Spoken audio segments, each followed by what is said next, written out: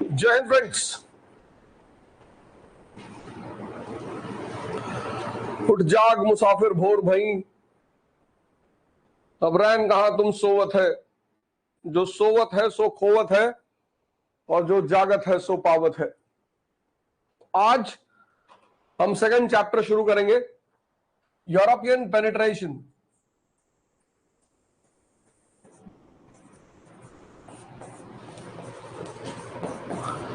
European penetration and British conquest of India.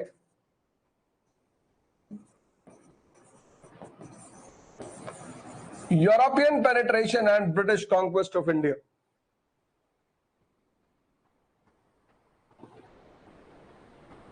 Second chapter, European penetration and British conquest of India. इतना प्यारा chapter. ये chapter कई बातें बताएगा तुम्हें। पहली बात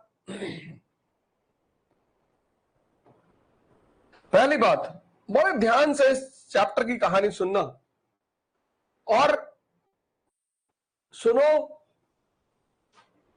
और उसे इम्बाइब करो। पहली बात कि वेस्ट और ईस्ट के बीच रिलेशन कैसा था, क्यों था, यह पहली बात उठेगी कि पश्चिम और पूरब के बीच का संबंध। दूसरी बात उठेगी कि सदियों से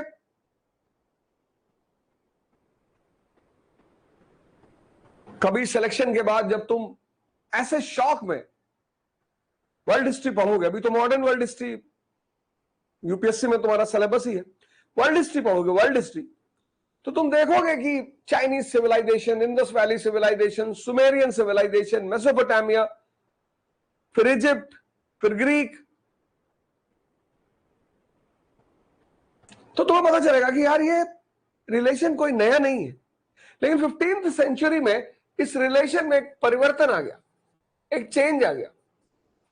और वो चेंज ये आया कि पहली बार वेस्ट ईस्ट के डायरेक्ट संपर्क में आया। डायरेक्ट रिलेशन 15वीं सेंचुरी से। फिर एक नई बात पैदा हो गई कि क्यों भैया, पहले आप तो रिलेशन पर चर्चा करेंगे, फिर 15वीं सेंचुरी 1498 पश्चिम और पूरब का सीधा संबंध।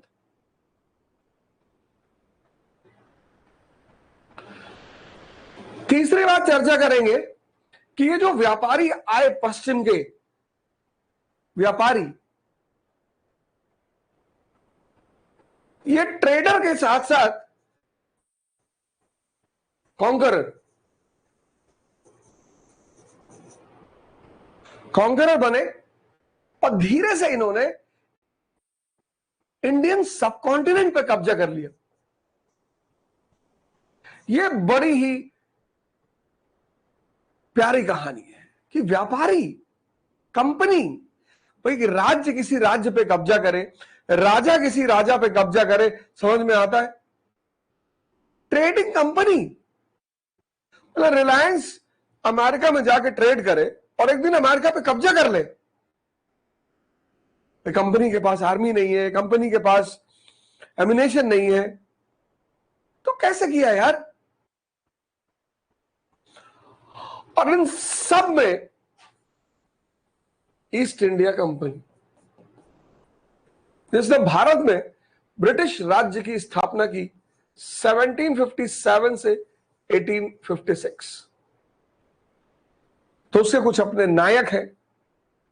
हालांकि एक फ्रांसीसी नायक भी है इसमें, ड्यूप्ले, हम उसकी भी कहानी शुरू कर पढ़ेंगे। लेकिन मेनली कंपनी के नायक हैं Clive, Warren Hastings, Cornwallis, Wellesley, Lord Hastings, Bentinck और डलहौजी। ड्यूप्ले फ्रांसीसी नायक है, French, Clive, Warren Hastings, Cornwallis, Wellesley, Lord Hastings, Bentinck, Dalhousie. ये 4 बातें हमें इस चैप्टर में समझनी है। जब भी तुम कोई चैप्टर पढ़ो तो उस चैप्टर का कोर निकालो, कोर, कि ये चैप्टर मुझसे कहना क्या चाहता है, क्या सीखूंगा मैं इस चैप्टर को पढ़ने के बाद। बैकग्राउंड हिस्ट्री तुम्हें पता ही है, पहला चैप्टर हम पढ़ ही चुके हैं, तो पूरा बैकग्राउंड अपने दिमाग में रखो।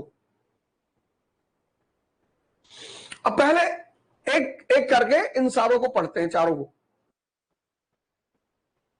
पहला, पश्चिम और पूर्व का संबंध, relation between west and east. और यह रिलेशन 4 रूट्स से बना हुआ था। 4 रास्ते थे इस रिलेशन के। रिलेशन था क्यों? पश्चिम पोलर रीजन में है,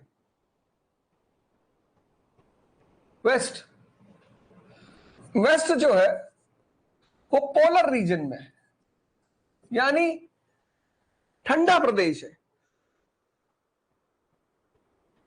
और ईस्ट का एक बड़ा हिस्सा ट्रॉपिकल रीजन में है।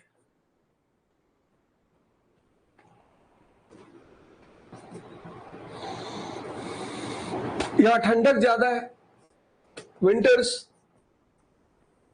हाइबरनेशन है यहां पे, 4 महीने कोई काम नहीं होता।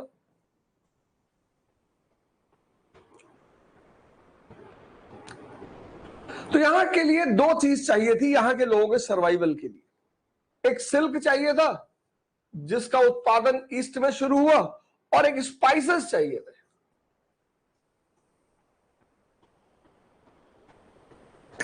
सिल्क, गर्मी में अगर सिल्क के कपड़े पहनो तो एक्सरसाइज करने की जरूरत ही नहीं है, खुद पसीना फेंकेगा। सिल्क जो है ठंडक के लिए बहुत प्यारा कपड़ा है। वो गुड कंडक्टर और बैड कंडक्टर अगर तुमने पढ़ा होगा।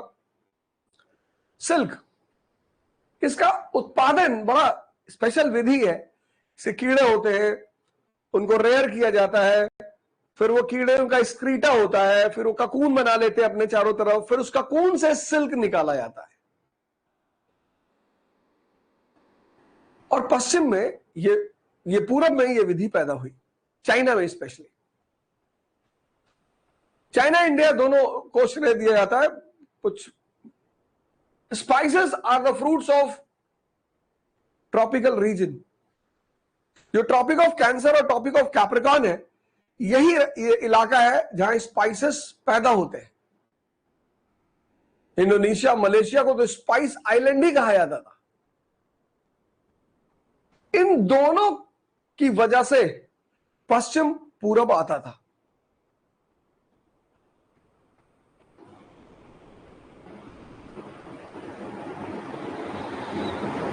और यही वजह बनी इस संबंध की। कौन से संबंध की? Chinese civilisation.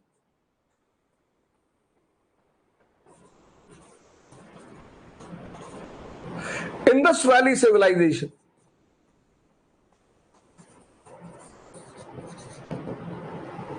Sumerian civilisation, Mesopotamian civilisation. तुम देखना,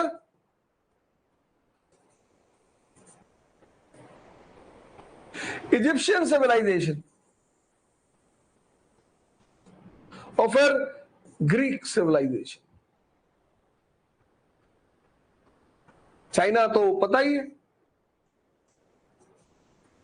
India, Iraq,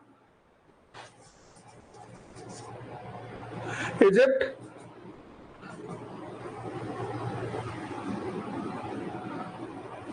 E equal to ई।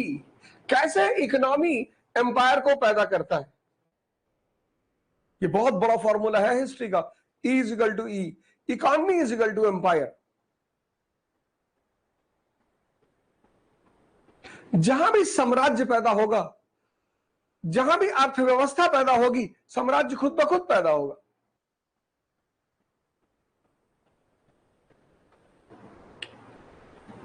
आदिकाल से ये रिलेशन पश्चिम और पूर्व के बीच था, लेकिन इस रिलेशन में 4 रास्तों की बड़ी भूमिका, 4 रूट्स। पहला रूट बना लो और फुल पेज पे बनाना। मेरा बोर्ड बड़ा है तो तुम वर्टिकल पेज पे मत बनाना, हॉरिजॉन्टल बड़ा सा डायग्राम बनाना और पेस्ट कर लो जहां तुम पढ़ते हो। सिर्फ इस डायग्राम से तुम्हारा आईआर, तुम्हारी हिस्ट्री, सब कुछ समझ में आएगा तुम्हें। डायग्राम बहुत कीमती तो नहीं है, लेकिन फिर भी $10,000 मिलियन का तो है ही है। आराम से बनाओ। आईआर के लिए तो तुम्हारे पास जबरदस्त डायग्राम है, ये शानदार। और हिस्ट्री के लिए ये पहला रूट, रूट ए, इसको बोलते थे सिल्क रूट। कहां से शुरू होता था? चाइना से, फिर ईरान, सेंट्रल एशिया, फिर Iraq, Saudi Arabia, West Asia, फिर यूरोप। ये सबसे मेन रास्ता था, सबसे मेन, सबसे इंपॉर्टेंट रास्ता। शुरू होता था चाइना से, फिर सेंट्रल एशिया, फिर वेस्ट एशिया, फिर यूरोप। रूट ए।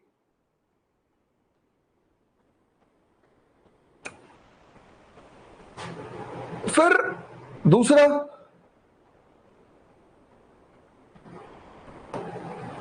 Root B.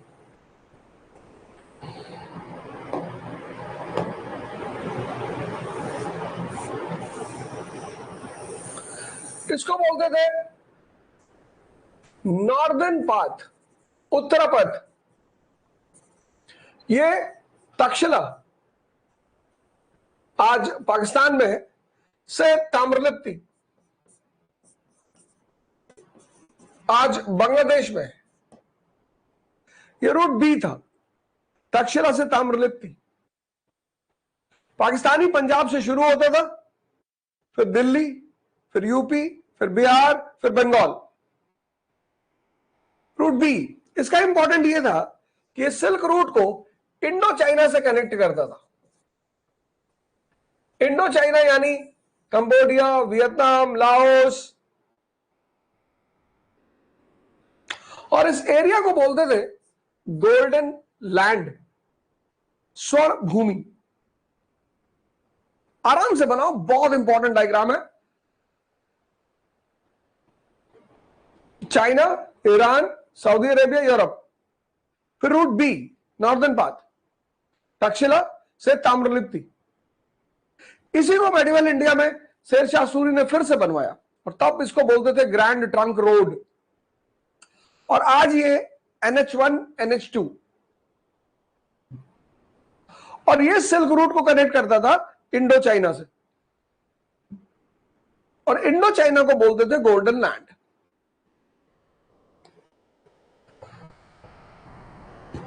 फिर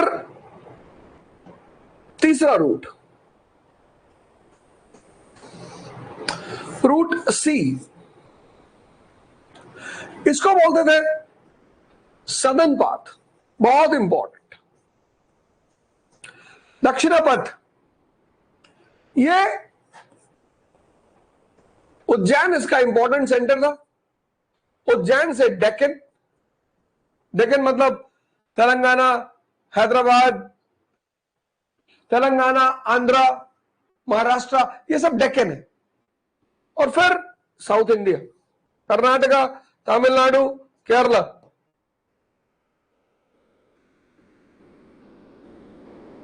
And South India is the reservoir of spices.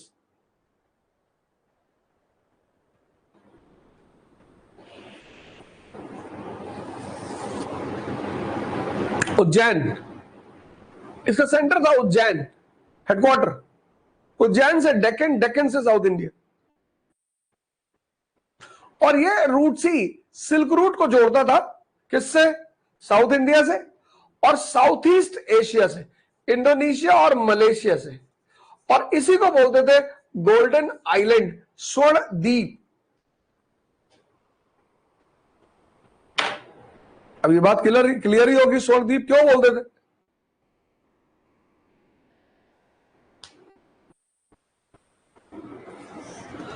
Swarndeep क्यों बोलते थे? क्योंकि ये मसालों के द्वीप थे और मसाले के बदले में सोना मिलता था, तो इसको बोलते थे स्वर्णदीप। 1667 में यही समझौता हुआ था अंग्रेजों और डच के बीच, हॉलैंड, कि हमको स्पाइस आइलैंड दे दो और तुम इंडिया रख लो। ये 3 इंपॉर्टेंट रास्ते, रूट ए, रूट बी, रूट सी, बहुत पूरी हिस्ट्री, पूरी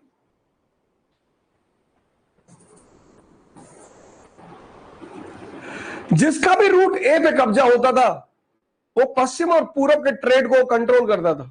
अलेक्जेंडर इसी को तो कब्जा करने आया था। अलेक्जेंडर पूरब की तरफ क्यों आया? इसी रास्ते पे उसको कब्जा कर रहा था। तो सोचता था, उसका ड्रीम था कि मैं ए और बी पे कब्जा कर लूं,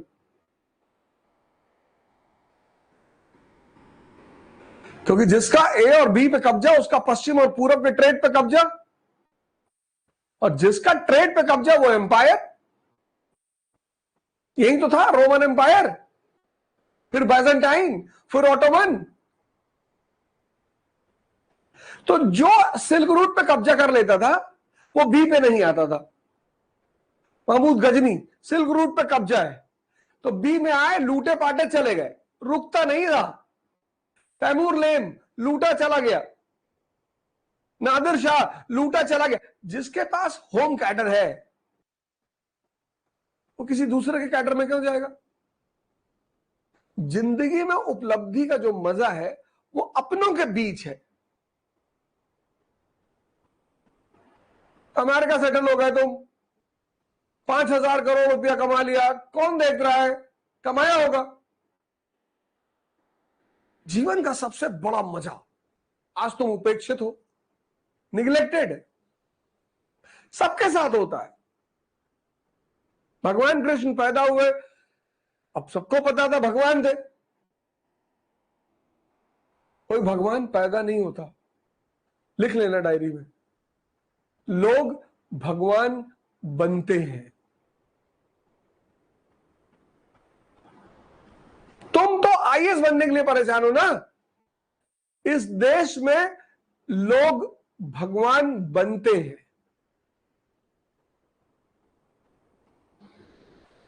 कैसे गुरुजी?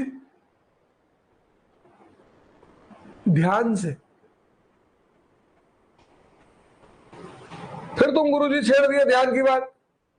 सुबह का टाइम है ना,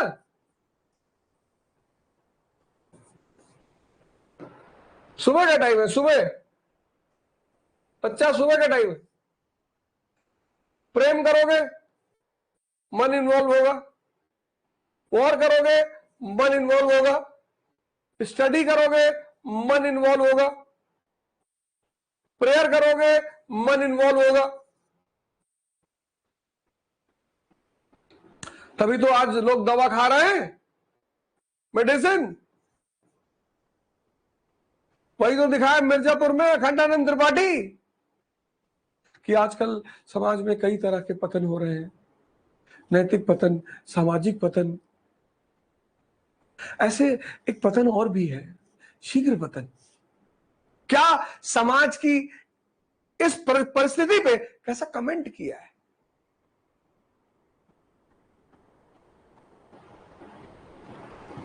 अभी कोई साहब लिख रहे हैं, वहां चैट में लिख रहे थे कि पोर्न देखने का एडिक्ट हो गया हूं। अपने मन पर ही कब्जा नहीं है, और ये सारा काम तुम करोगे अपने मन के सहारे, बिना मन के कर ही नहीं सकते।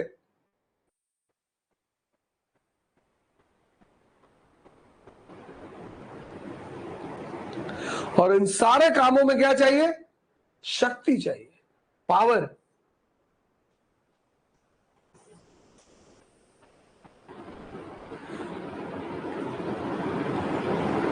तभी तो बार बार कहते हैं इच्छा शक्ति।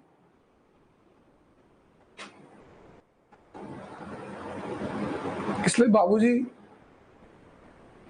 मेरी कोई बात मानो ना मानो, कोई बात नहीं, तुम्हारी मर्जी, मुझे गाली दो जमकर, कोई दिक्कत नहीं है, कोई दिक्कत ही नहीं है। ध्यान जो पहली चीज तुम्हारे जीवन में पैदा करेगा वो इंटरनल इम्यूनिटी नहीं, एक्सटर्नल भी पैदा करेगा। और कोई मैं अकेला आदमी हूं। जिसने भी जगाने की कोशिश की, वैसे तुम देखो 5 बजे जब उठते हो, 4 बजे, ये जो स्टाफ है यहां का, जब ये बेचारा उठता है 4 बजे, तिलमिला जाता है। क्या नींद है सुबह 4 बजे की। लेकिन सुबह 4 बजे से उठने से जीवन में 6 घंटा एक्स्ट्रा मिलता है। 4 तो कम से कम मिलता ही है।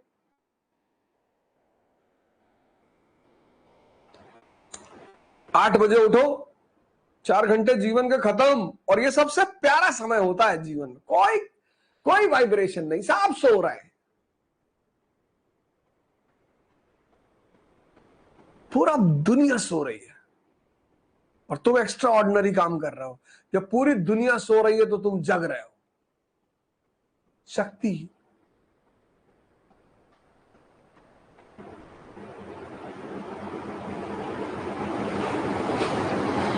बाबूजी, सदगुरु को ज्वाइन कर लो बाबूजी। शांभवी क्रिया करा रहे, टेक गुरु हैं, टेक, हर चीज टेक्नोलॉजी से कनेक्ट कर दी उन्होंने।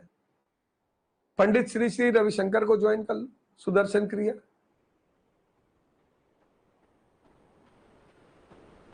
हाँ, ये देखो,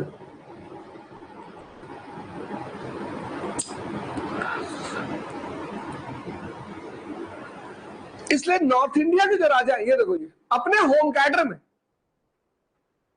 जो सफल है, वो दूसरे कैडर में कभी नहीं जाएगा। महमूद गजनी कभी सेटल होने की कोशिश नहीं कर रहा है, तैमूर सेटल होने की कोशिश नहीं कर रहा है, नादिर शाह सेटल होने की कोशिश नहीं कर रहा है, अहमद शाह अब्दाली सेटल होने की कोशिश नहीं कर रहा है। क्यों? क्योंकि होम कैडर में सक्सेसफुल है। कौन सेटल होने की कोशिश कर रहा है? टर्क्स, क्योंकि सेंट्रल एशिया छिन चुका है उनसे, सिल्क रूट छिन चुका है। कौन सेटल होने की कोशिश कर रहा है? बाबर, क्योंकि सेंट्रल एशिया छिन चुका है।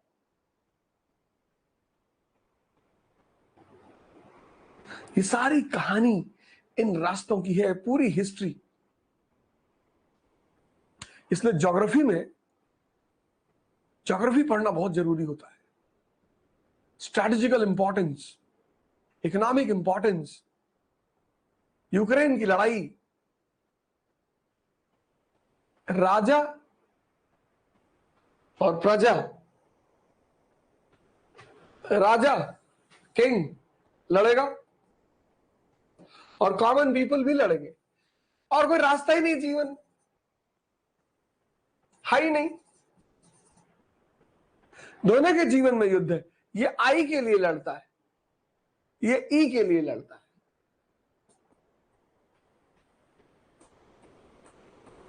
आई मतलब इंटरेस्ट, बाकी तुम कुछ भी करो इसके साथ। ये ईगो के लिए लड़ता है, इसलिए भिकमंगा है। ईगो कुछ होता ही नहीं दुनिया में। वक्त ने जमाने को क्या समा दिखा डाला, अच्छे अच्छे रुस्तम को खाक में मिला डाला। कल लकड़ के चलते थे अपनी शान शौकत पर, शम्मा भी नहीं जलती। जाओ कभी हुमायूं के टूम पे, कुत्ते बैठे हुए हैं। कभी सिकंदरा जाओ अकबर के टूम पे, ईगो कुछ होता ही नहीं, इंटरेस्ट होता है। ये उसके लिए लड़ते हैं जो है ही नहीं। ब्राह्मण है हम, दलित हैं हम, मुसलमान हैं हम, ये है। तुम जाहिल हो। दिमाग को गलत जगह नहीं लगाना है, लगाना ही नहीं। ये पीडब्ल्यूडी का टेंडर, रेलवे का टेंडर, सिंचाई विभाग का टेंडर, कन्या विद्याधन योजना का टेंडर, कस्तूरबा गांधी प्लान का टेंडर। तुम डीएम बनकर जब जिले में पहुंचोगे, सीडीओ बनकर, ये आएंगे तुम्हारे पास कि साहब साहब मुसलमान है, मैं भी साहब सलीम, आइए साहब बिरयानी खिलाया वो जबरदस्त।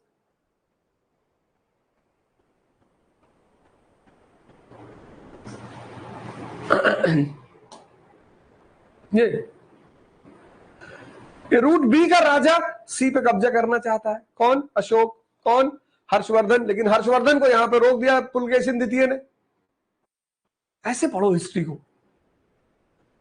फिर कौन? समुद्रगुप्त। फिर मेडिवल पीरियड में कौन ट्राई कर रहा है? अलाउद्दीन खिलजी, मोहम्मद बिन तुगलक, अकबर, औरंगजेब। सारी हिस्ट्री इन्हीं रास्तों पे तो रिवॉल्व हो रही है।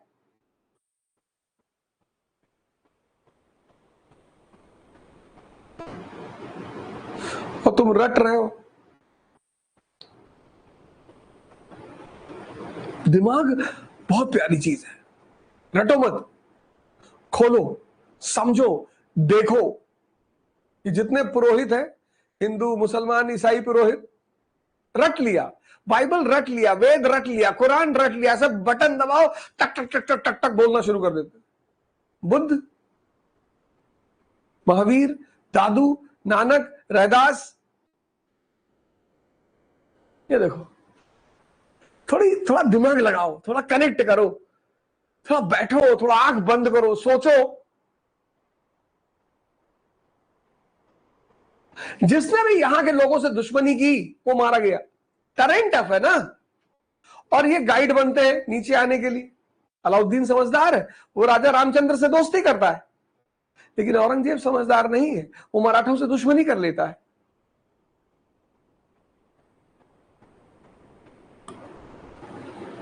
अब ये जो एरिया है, ये वाला एरिया, ये बहुत डेंजरस एरिया है, पूरा एरिया। क्यों? ज्योग्राफी। ज्योग्राफी ने इस एरिया को डेंजरस बना रखा है। ज्योग्राफी जी। कैसे? ये पूरा एरिया तुम फिजिकल मैप अगर उठा के देखो, अगर तुम्हारे पास है तो खोल के देखो फिजिकल मैप यहां का। यहां तुमको दो कलर मिलेंगे, एक ब्राउन यानी प्लेटो, एक येलो यानी डेजर्ट। लेकिन अगर तुम रूट बी और सी खोलो तो तुम्हें एक कलर मिलेगा, ग्रीन। तो यहां की फिलॉसफी क्या है? Non violence, live and let live. वहां की फिलॉसफी क्या है? वायलेंस, किल और गेट किल्ड। यहां कौन महान है? चंगेज खान, कटाई। यहां कौन महान है? अशोक। Non violence. बातें करता है वो नॉन वायलेंस की, है बड़ा वायलेंट आदमी। उड़ीसा में पहुंचा, 1.5 लाख लोगों को मार डाला, मैसेज दे दिया पूरा कि बदतमीजी मत करना। वैसे तो मैं नॉन वायलेंट हूं, अहिंसा परमो धर्म, पर बदतमीजी मत करना।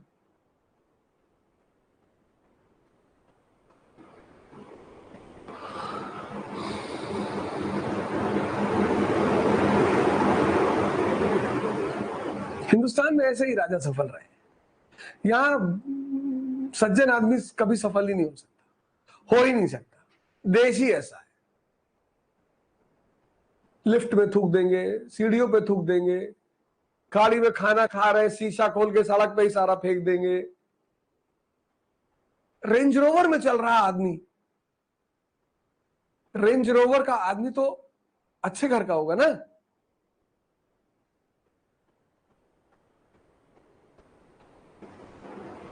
गाड़ी में कुछ खा रहे थे, खा लिया, शीशा खोला, सब उठा के सड़क पे फेंक दिया कि मेरे बाप का देश है। ये देखो,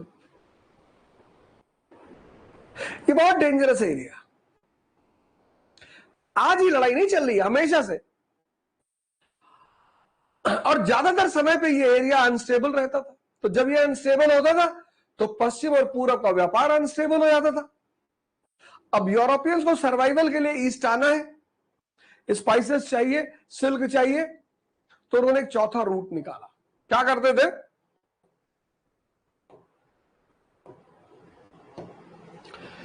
जब भी यहां पे समस्या होती थी तो चाइना से सिल्क आता था, इंडो चाइना, और इंडोनेशिया और मलेशिया से स्पाइसेस आती थी, इंडो चाइना। जब भी यहां दिक्कत होती थी, जब भी, कहां? सेंट्रल वेस्ट एशिया में, तो चाइना से सिल्क आता था, इंडो चाइना, और इंडोनेशिया और मलेशिया से स्पाइसेस आती थी इंडो चाइना, इसीलिए इस एरिया को बोलते थे गोल्डन लैंड, स्वर्ण भूमि।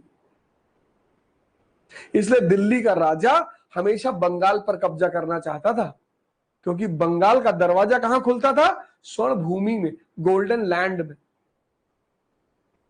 फिर ये दोनों कमोडिटी इंडो चाइना से आती थी बंगाल, फिर बंगाल से आती थी उज्जैन, फिर उज्जैन से आती थी गुजरात, फिर गुजरात से आती थी पर्शियन गल्फ, ईरान, फिर ईरान से आती थी वेस्ट एशिया, बसरा, फिर वेस्ट एशिया से जाती थी यूरोप। इसको बोलते थे route D, maritime silk route. Maritime silk route connected by 4 seas, 4 समंदरों से जुड़ा हुआ था। कौन कौन सा? साउथ चाइना सी,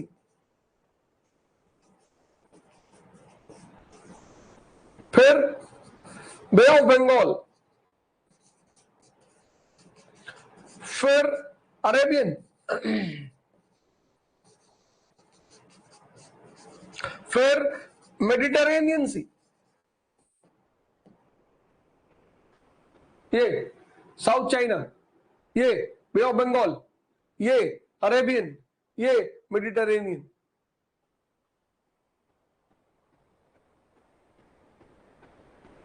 इंडो चाइना से बंगाल, बंगाल से उज्जैन, उज्जैन से गुजरात।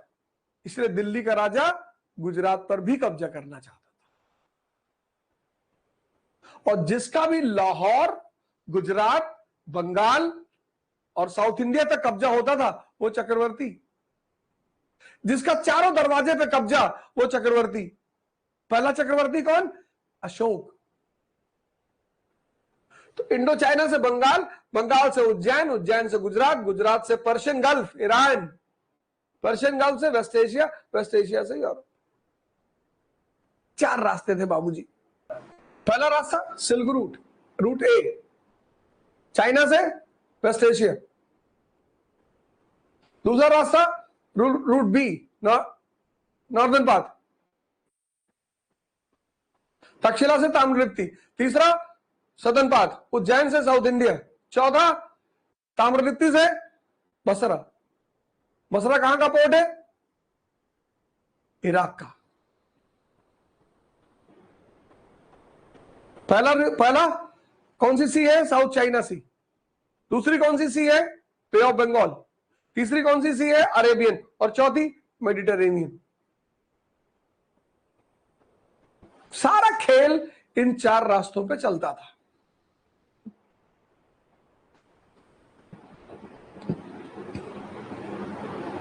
सारा रिकॉल करो तुम हिस्ट्री को। ये डायग्राम अगर तुम समझ गए ना तो समझ लो हिस्ट्री और आईआर तुम्हारे कब्जे में। कैसे? कैसे?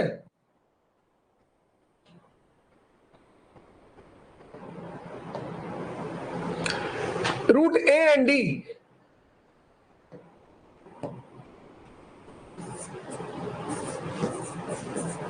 Route A and D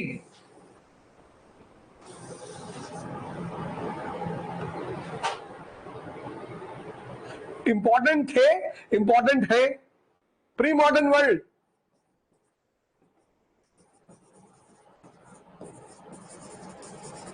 pre modern world route A and D में क्या चलता था? सिल्क। और क्या चलता था? स्पाइसेस।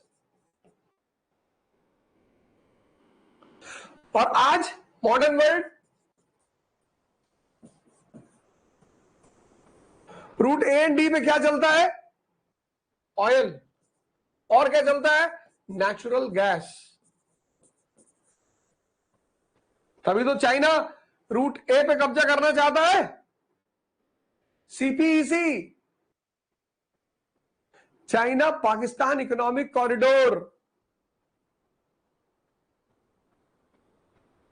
अगर चाइना रूट ए और डी पे कब्जा कर लेगा तो India will be on the mercy of China for energy.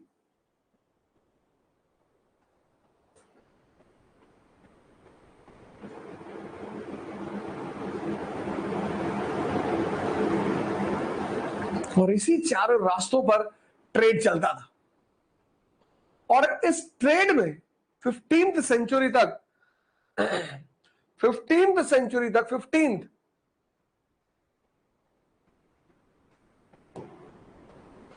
15th century तक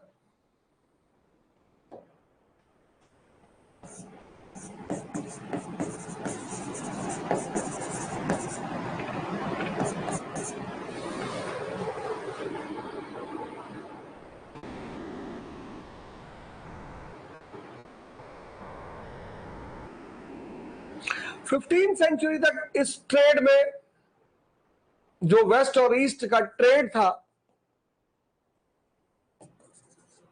इसमें अरब्स और वेनेशियन ये थे मिडिलमैन, बड़ा मलाई खाते थे ये।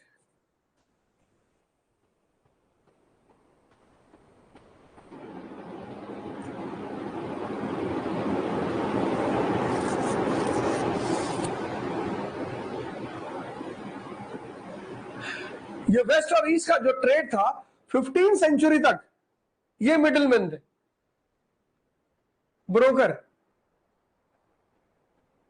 और बहुत पैसा कमाते थे और सब कमाते थे, ये भी कमाते थे, ये भी कमाते थे, ये सब पैसा कमाते थे।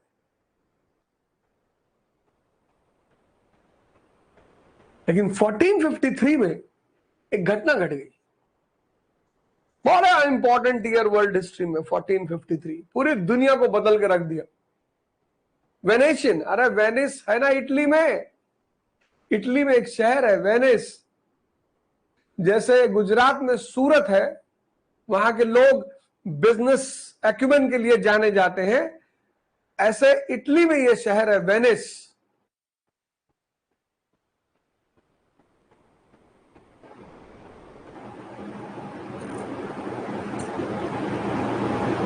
फिफ्टीन 43 में टर्क्स यानी मुस्लिम्स ने कॉन्स्टेंटिनोपल पे कब्जा कर लिया।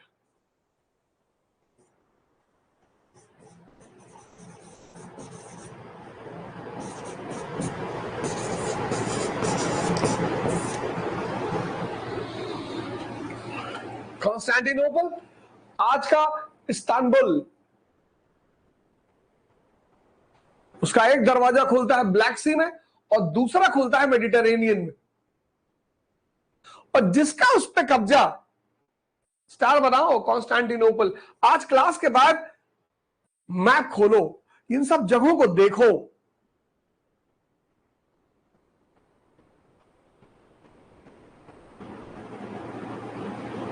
होमवर्क करो। टीचर पढ़ाया, फिर तुम क्लास के बाद लेकर बैठे और उसमें तुमने अपनी क्रिएटिविटी जोड़ दी समझने के लिए। जितने लड़के ये करते हैं उनका सिलेक्शन होता है।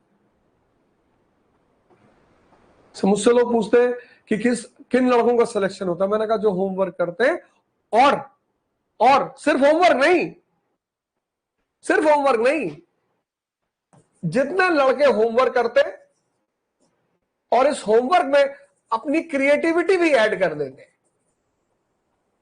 अपनी स्टाइल डेवलप करते हैं चीजों को समझने के लिए, याद रखने के लिए, बस उनका सिलेक्शन होता है। बाकी किसी का सिलेक्शन नहीं होता।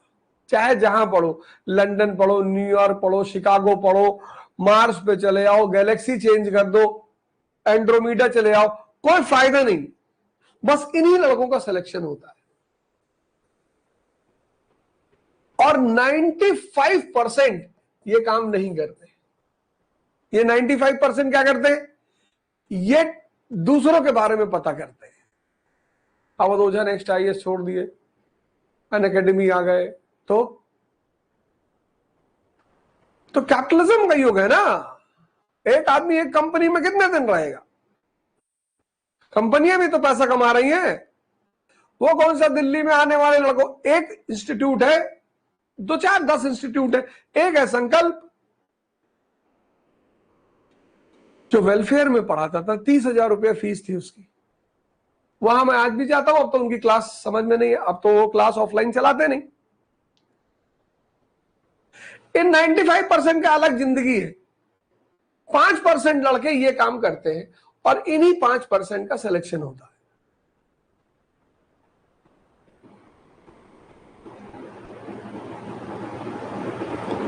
ये तो गेम से बाहर है 95।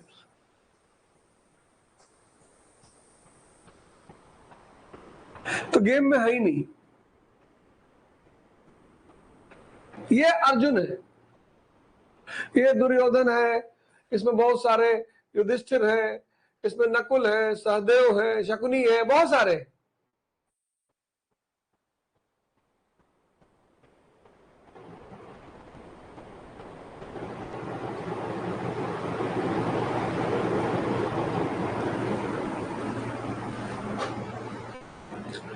अब जब 1453 में टर्क से कब्जा हो गया कॉन्स्टेंटिनोपल पर, तो इन लोगों ने इनको परेशान करना शुरू किया, पश्चिम के लोगों। इनको क्यों नहीं परेशान किया? सेल्फ सफिशिएंट, इनको बाहर से कुछ चाहिए ही नहीं, सेल्फ सफिशिएंट ईस्ट। लेकिन इनको चाहिए सर्वाइवल के लिए।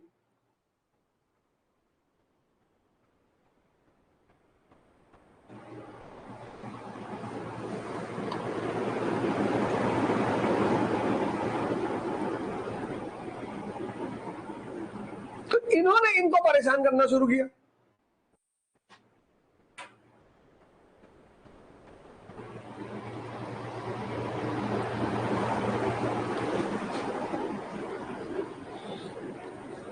जो एसेंशियल कमोडिटीज है उनके दाम बढ़ा दिए वॉलेंटरली, 15%, 20%, 25%, 30%, 100%, 100%। ये लोग बोले भैया मर जाएंगे भैया। हाँ बोले मर जाओ। अरे बोले बाबूजी एक प्राइस मैकेनिज्म होता है वॉलेंटरली। कल इंडियन गवर्नमेंट कहते पेट्रोल 1000 रुपए लीटर, बोले कहा है? बोले मर्जी है हमारी।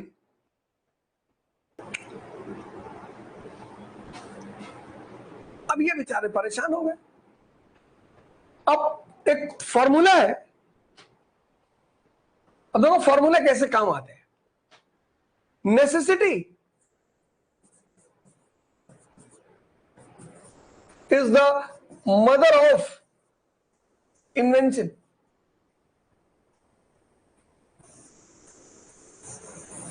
बड़ा प्यारा फॉर्मूला है जिंदगी के। 10 12 फॉर्मूला बताऊंगा, लिख लेना डायरी में, बहुत काम आएंगे। वेद कुरान बाइबल भले ना काम आए, ये सब बहुत काम आएंगे। अब देखो एक बात देखो, तुमसे इंटरव्यू बोर्ड में पूछ लेगा कि बाबूजी ईस्ट के लोगों ने रास्ता खोजने की कोशिश क्यों नहीं की? जरूरत ही नहीं है, जरूरत ही नहीं है बाबूजी, सेल्फ सफिशिएंट लोग हैं, हमको चाहिए नहीं कुछ बाहर से।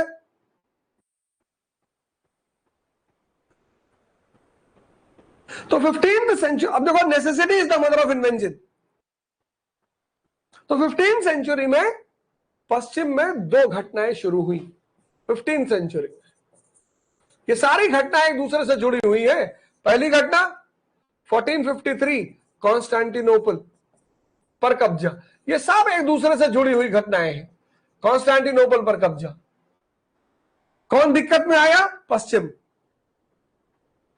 तो यहीं से पश्चिम में एक और चीज शुरू हुई, रेनेसांस,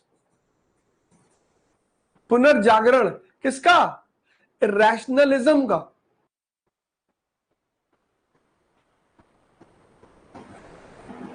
कुछ लोग तिलक लगा रहे हैं, पता ही नहीं क्यों लगा रहे, पता ही नहीं।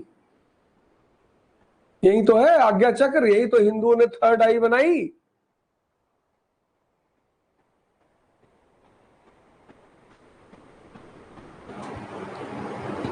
तो रिमेम्बरेंस है, कूल करना है इसको।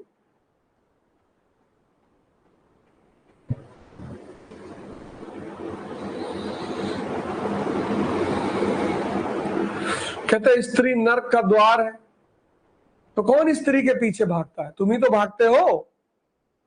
हमने तो किसी स्त्री को पुरुष के पीछे भागते हुए नहीं देखा, और अगर वो भागी तो पुरुष भगवान रहा होगा। भाई पार्वती जी शंकर जी के पीछे भागती हैं क्योंकि वो भगवान है। वो पार्वती जी का मोबाइल थोड़ी चेक करते हैं।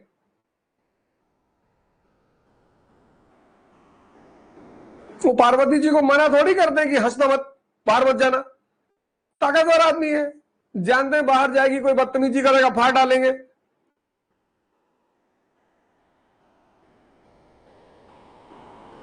वो भी हुआ नहीं कांड, साक्षी मर्डर केस, लड़की को स्टैबिंग बहुत मारा चाकू से, मरे हुए लोग। तुमने दूसरे से बात कर लिया, तुम खत्म हो।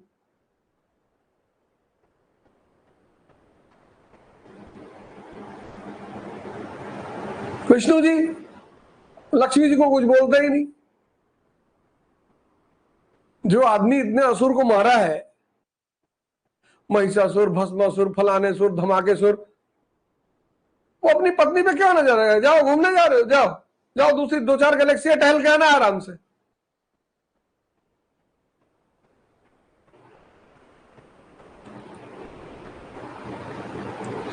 क्या हिंदू क्या मुसलमान, इनको रैशनलिज्म से मतलब नहीं है, बस रटे जा रहे हैं, पढ़े जा रहे हैं।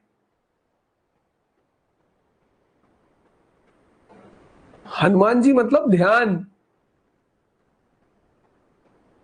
श्री गुरु चरण सरोज रज निज मन मुकुर सुधार वर्ण रघुबर विमल जस जो दायक फल चार। बुद्धिहीन तन जान के सुमरो पवन कुमार, बलबुद्ध बुद्धिया देव मोहि हरहु कलेश विकार।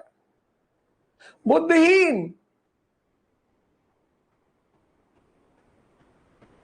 बोलो इतना पढ़ा रहा हूं, एक साहब परेशान है, सर कल का क्लास हुआ था कि नहीं हुआ था?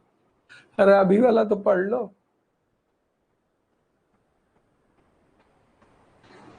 फ्यूचर को शक्तिशाली बनाने का एक ही सूत्र है, सुन लो, प्रेजेंट का इस्तेमाल। जिसने प्रेजेंट को अच्छा करना शुरू कर दिया उसका फ्यूचर जबरदस्त होगा, और यही ध्यान है।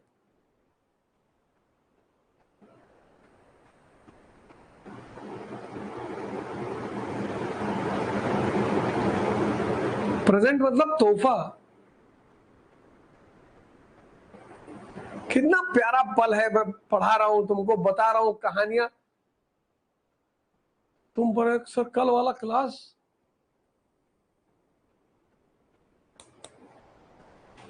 फिफ्टीन सेंचुरी, ये डायग्राम बनाओ। कौन सी घटना? कॉन्स्टेंटिनोपल पर कब्जा। 15 सेंचुरी, रेनेसांस कहां? यूरोप में। 15 सेंचुरी, ज्योग्राफिकल डिस्कवरीज। क्या बात है, ज्योग्राफिकल डिस्कवरीज। ये फॉर्मूला देखो, necessity is the mother of invention.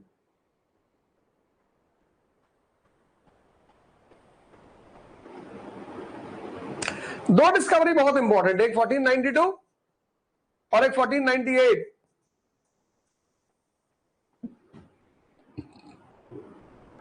और 15 सेंचुरी वास्को डी गामा, पश्चिम को सीधा रास्ता मिल गया, कहां? भारत के लिए।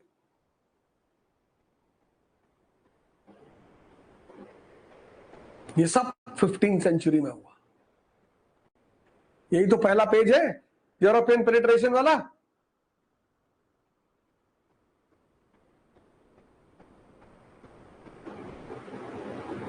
Fifteen century.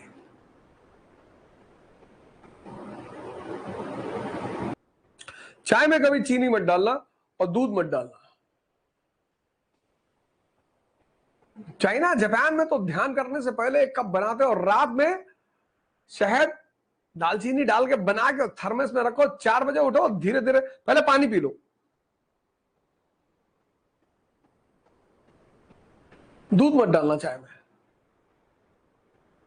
जितनी चीज तुमको यहां स्वाद दे रही साहब छोड़ दो, कभी कभी खाओ, once in a blue moon.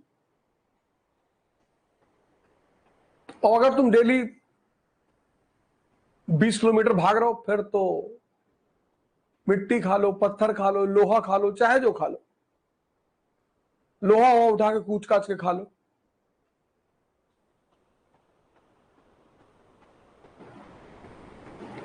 ये देखो, अब पहला जिसका कनेक्शन भारत से हुआ वो थे स्पेनिश और पोर्चुगीज।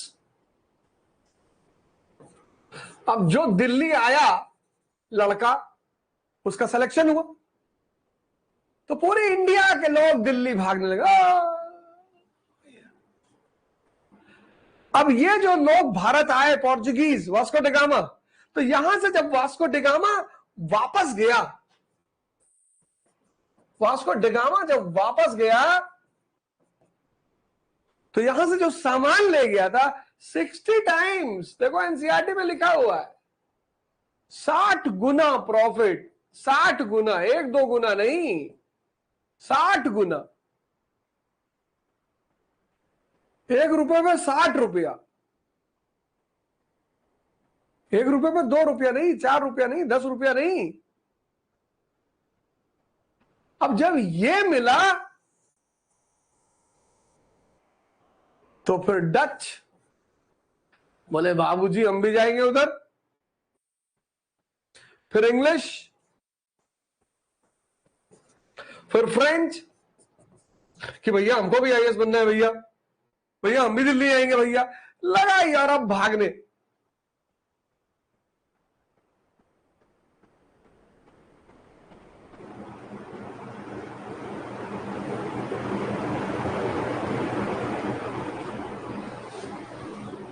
डच 1602 में डच ईस्ट इंडिया कंपनी, और फिर धीरे धीरे इंडिया, श्रीलंका, श्रीलंका 1658 इन्होंने श्रीलंका पे कब्जा कर लिया।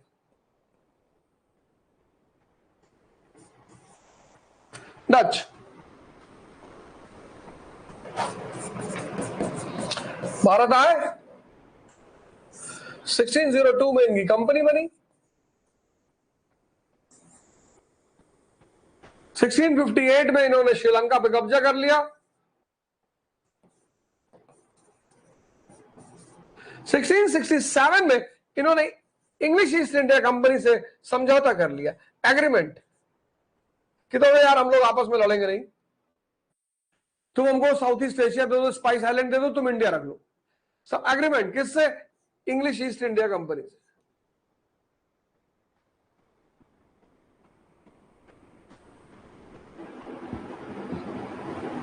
गेम से बाहर, आउट ऑफ द गेम।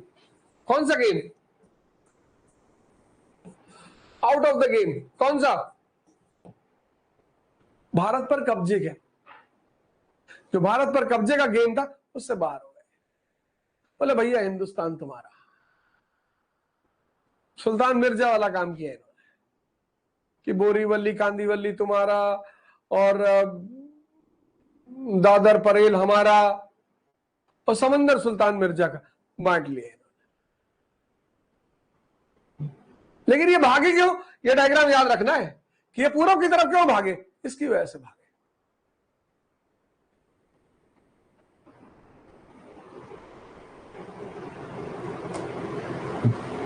समझो बहुत बड़ा तोहफा है तुम्हारे पास, बहुत बड़ा, तुम जान ही नहीं रहे हो दोस्त।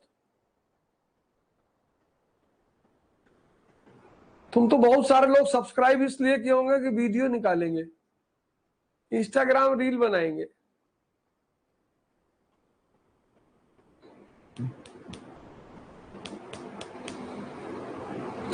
टेक्नोलॉजी कितनी अच्छी चीज होती है, लेकिन अगर समझ में ना आए तो कितना नुकसान पहुंचाती।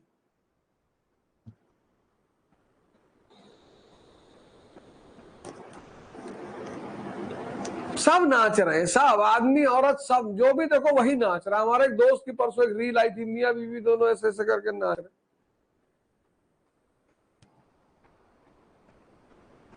वो वाले गाने पे रील बनाया था, जुम्मा चुम्मा दे दे। भाई साहब अमिताभ बच्चन बने हुए थे। सब नाच रहे। पहले नाचने वालों को बड़ा बुरा माना जाता था, कहते थे नचनिया होगा वे। अब सब नाच रहे, जो देखो वही नाच रहा।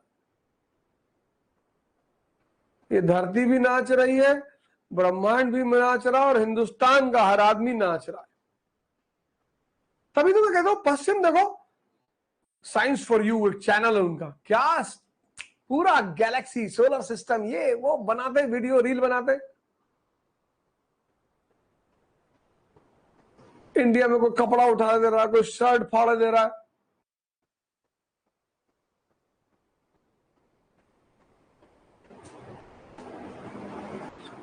तुम लोग यार थोड़ा ट्रेंड चेंज करो यार, तुम लोग थोड़ा ट्रेंड को चेंज करो,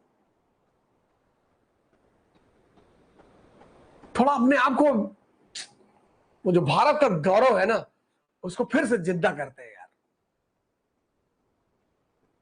सुबह उठो, अभी क्लास खत्म कर दूंगा, थोड़ा सा वॉक कर लेना, बाहर जाके जॉगिंग कर लेना, थोड़ा डिप्स वगैरह मार लेना 3-4 हजार। और सबसे बढ़िया वो जो स्किप करने वाली रोप आती है, उसको ले लेना।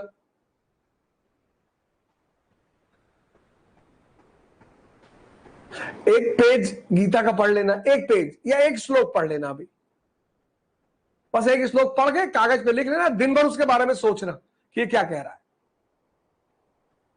कुरान का पढ़ लेना।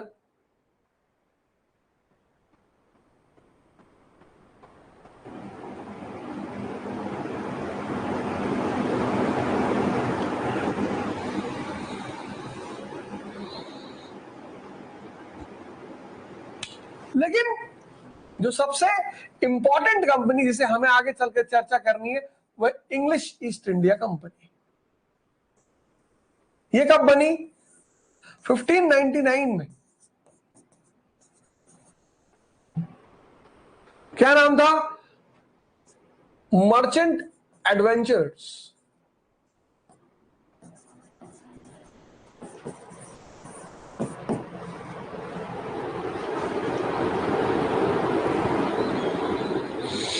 पर इनको चार्टर मिला 1600 में, पूरब से ट्रेड करने।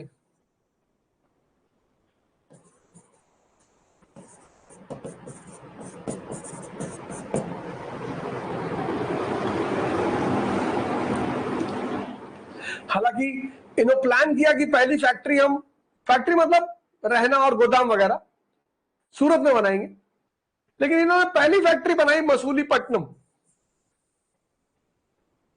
पश्चिम में। इनके दो आदमी बड़े इंपॉर्टेंट, एक कैप्टन हॉकिंस, एक थॉमस रो। दोनों जहांगीर के दरबार में गए।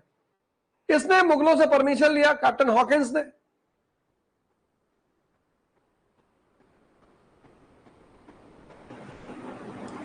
कि वेस्ट कोस्ट पर हम अपनी फैक्ट्री बनाएंगे।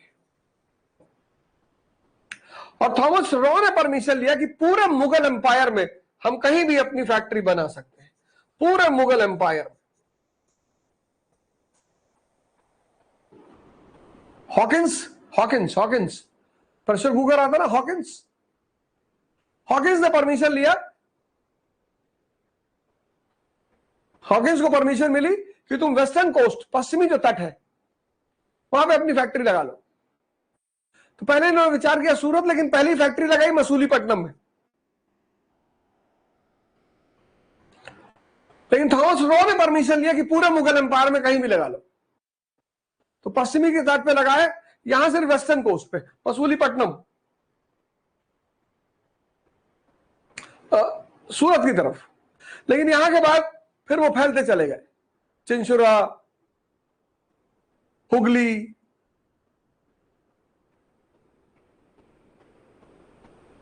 सिक्सटीन 1662 में पोर्चुगीज ने बॉम्बे दहेज में दे दिया था। किसको? ब्रिटेन के राजा को, कैथरीन बरगेंजा की शादी। और 1668 में ब्रिटिश गवर्नमेंट ने बॉम्बे ईस्ट इंडिया कंपनी को दे दिया।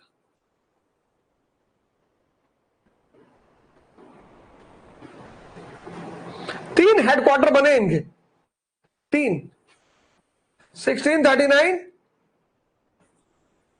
1668 और 1698। पहला हेडक्वार्टर मद्रास, ये इन्होंने लीज पे लिया था। दूसरा बॉम्बे, ये इन्हें पुर्तगाली, ये ब्रिटिश गवर्नमेंट ने दिया था ईस्ट इंडिया कंपनी को। ब्रिटिश गवर्नमेंट को किसने दिया था? पुर्तगालियों ने। और 1698 3 गांव जमींदारी में मिले थे, सुतनाती,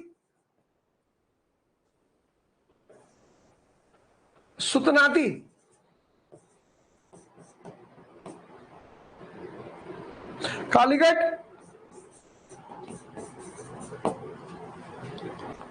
गोविंदपुर। और यहीं पर इनका तीसरा हेडक्वार्टर पैदा हुआ, कलकत्ता।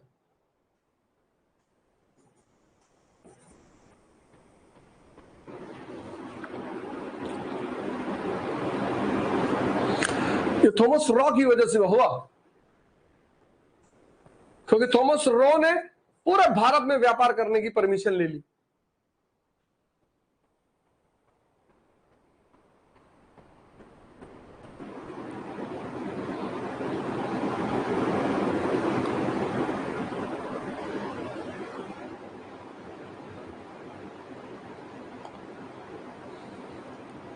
मस्ती से पढ़ो, मस्ती से।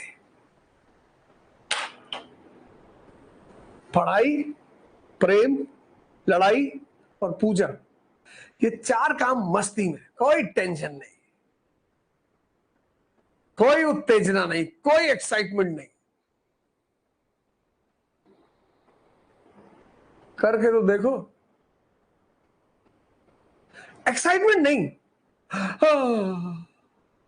आज आज आज भैया 28 घंटे पढ़ना है, आज 1 घंटे पढ़ना है। सोचने में क्या जाता है? 1 घंटा खत्म हुआ, तुम्हारे मन ने कहा कि तुमने कहा था 1 घंटा पढ़ना है, तो 1 घंटा और पढ़ना है।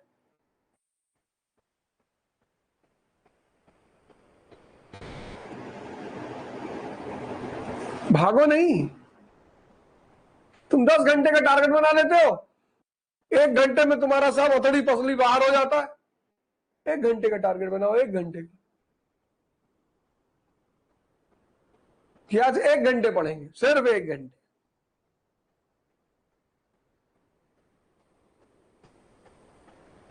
गोविंदपुर, गोविंदपुर, गोविंदपुर, 1 घंटा। अभी जब क्लास खत्म होगी तो बढ़िया नाश्ता वाश्ता करके, नाश्ता मतलब ये नहीं 20 अंडा खा गए, 4 गिलास दूध पी गए, जमीन पे उल्टे पड़े हैं।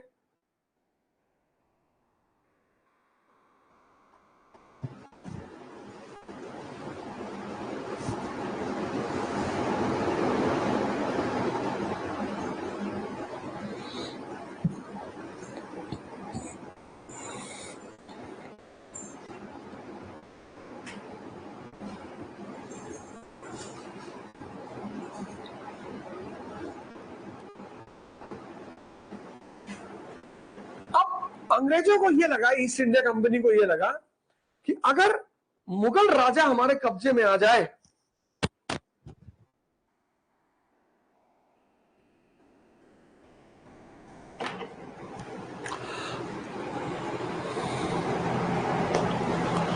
अब ईस्ट इंडिया कंपनी को यह लगा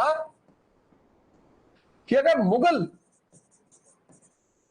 हमारे कब्जे में आ जाए तो मजा आ जाए। कैसे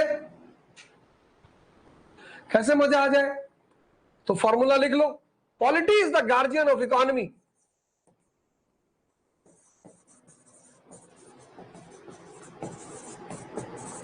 फॉर्मूला लिख लो,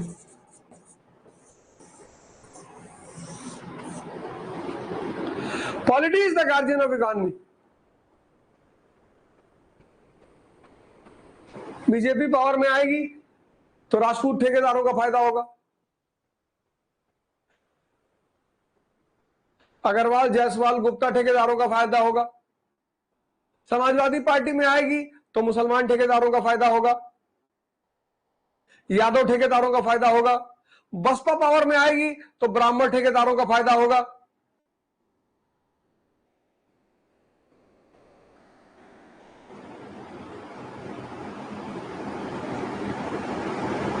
तुम आईएएस बनोगे, ठेकेदार तुमको आएंगे डेली, गुड मॉर्निंग, अरे sir good morning sir, sir बच्चों को दुबई घुमा लाइए सर, हम फाइनेंस करेंगे सर।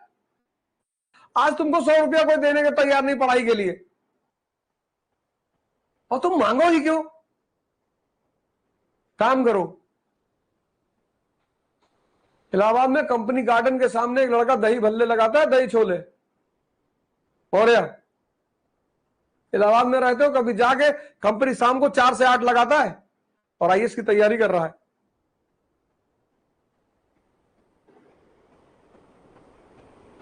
जिंदगी में कौन ना ब्लू मून किसी से मत मांगो, डेली नहीं साहब, पता नहीं इस देश को क्या हो गया, जो देखो गरीबी बना जा रहा है।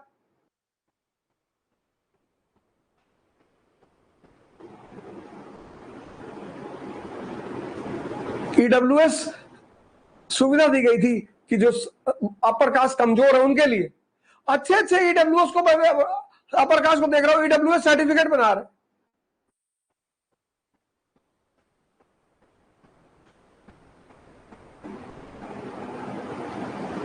तो मैं क्या नाम लूं, एक से एक लोग मर्सिडीज रखे, ईडब्ल्यूएस सर्टिफिकेट बनवा रहे।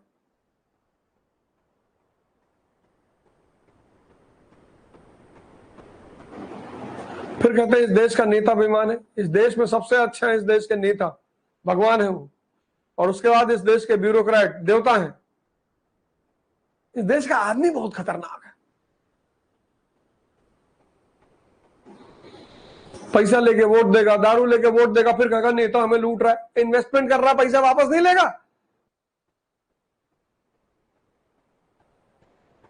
Politics is the guardian of economy.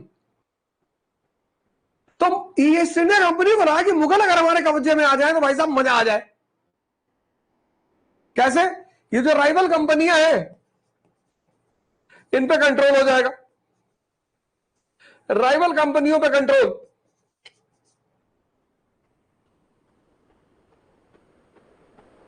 दूसरा, सस्ते में इनका माल खरीदेंगे और अपना माल महंगे में बेचेंगे। Buy cheap and sell rare.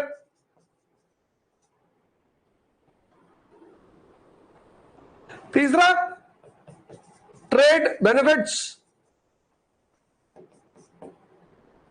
Etcetera etcetera etcetera.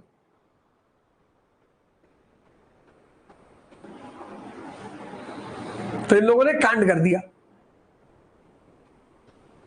इन लोगों ने कांड कर दिया। 1686 1686 हुगली पे हमला।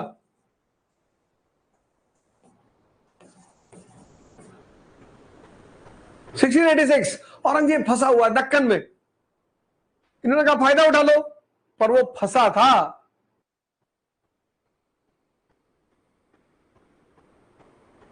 फटा नहीं था, फंसा था। तो बहुत मारा पटक कर इनको, ये तुरंत हाथ जोड़ ले, अरे बाबूजी, बाबूजी गलती हो गई, ये पिंटू का बदतमीजी कर दिया बाबूजी, हम तो कुछ किए नहीं बाबूजी।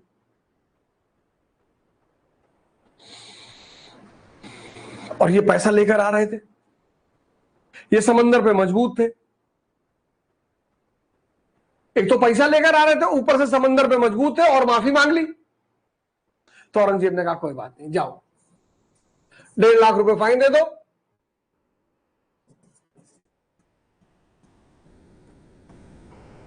₹1.5 लाख फाइन दे दो, जाओ। एक तो समंदर में मजबूत है, वहां वो जीने नहीं देंगे। दूसरा, सोना लेकर आ रहे थे इस देश में, और तीसरा माफी मांग ली। जो आदमी यूजफुल हो और माफी मांग ले, आमतौर पर माफ कर दिया जाता है।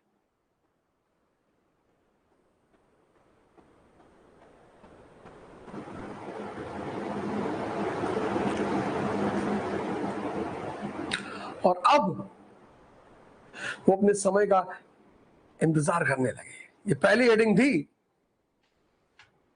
A new face in Europe's eastern trade, ये पहली हेडिंग थी, दूसरे चैप्टर की पहली हेडिंग।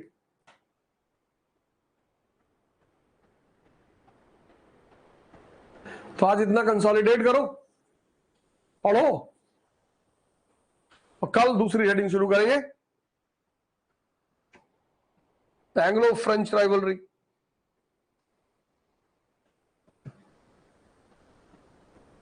है ना?